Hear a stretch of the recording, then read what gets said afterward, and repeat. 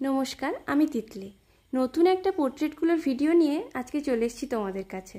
এটা ছিল মহুয়াদির বিয়ের খৈদানগুলো। এই ফটোটা দিয়ে দিদি আমাকে বলেছিল তাদের যেন বরকনের মতো সাজিয়ে দিই। আউটলাইনগুলো করে নেওয়ার পর আমি ভাবলাম এটাতে একটা এক্সপেরিমেন্ট করা যাক, তাই হোয়াইটের কোনো প্রাইমার ছাড়াই আমি এখানে কালার করা শুরু করেছিলাম।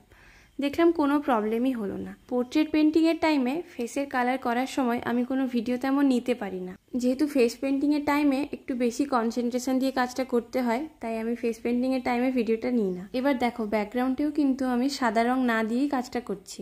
প্রথমে লাল, কমলা, তারপর হলুদ দিয়ে একটা গ্রেডিয়েন্ট যে কালারটা আমি বানাই বেশিরভাগগুলোর ব্যাকগ্রাউন্ডে, সেটাই করে নিচ্ছি। এখানে সাদা না দিতেও কিন্তু কোনো প্রবলেম হয়নি। একটু রংটা অবশ্য বেশি করে দিতে হয়েছে হলুদগুলো, কিন্তু সাদা না দিলে ওরকম নয় যে করা যাবে না। তোমরা অনেকেই জিজ্ঞাসা করো যে কুলো পেন্টিংয়ের আগে কি দেওয়া হচ্ছে, ওটা কি প্রাইমার। তো এবার দেখো, প্রাইমার ছাড়াই আমি কুলোতে পোর্ট্রেট এঁকে নিয়েছি, তাতে কিন্তু খুব একটা সমস্যা হয়নি। এখানে যতগুলো কালার আমি ব্যবহার করেছি সবকটাই ফেভিক্রিলের অ্যাক্রিলিক কালার্স, আর যে কটা তুলি নিয়েছি সেগুলো প্রত্যেকটাই গ্রিপেক্স কোম্পানির।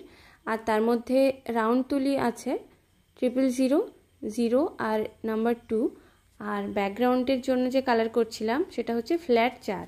এরকম নর্মাল কোনো ফটো দেখে পোর্ট্রেট আঁকা আর তাতে বরকনের একটা নতুন লুক দেওয়া, এটা করতে আমার খুব মজা লাগে। এর আগে যতগুলো পোর্ট্রেটগুলোই বানিয়েছি প্রত্যেকটাতেই দাদা দিদিদের নর্মাল ফটোই দিত, কারণ স্বাভাবিকভাবে বিয়ের আগে তো আর বিয়ের ফটো দেওয়া পসিবল নয়, কিন্তু তাতে নতুনভাবে একটা ইমাজিনারি লুক দিতে আমার খুব ভালো লাগে। আর অনেকে সেটা অ্যাপ্রিসিয়েটও করে। এখনও অবধি বেশিরভাগ ক্ষেত্রে পজিটিভ ফিডব্যাকটাই পেয়েছি। যাই হোক, পেন্টিংটা মোটামুটি কমপ্লিট। এবার বরকনের নাম নিচে লিখে নিয়েছি। এবার কিছু কলকা করে নেব।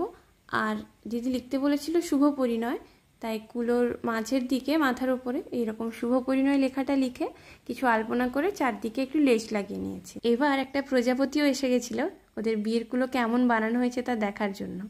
এবার ফাইনাল লুকটা তোমরা দেখে জানাও কেমন লাগলো তোমাদের এই কুলো পেন্টিংয়ের ভিডিওটা। আর দিদির সাথে এই গাছকৌটোটাও অর্ডার করেছিল। আর সবশেষে আমি ওদের রিভিউ ফটোটাও দিলাম এখানে। আজকের মতো টাটা, দেখা হচ্ছে পরের ভিডিওতে।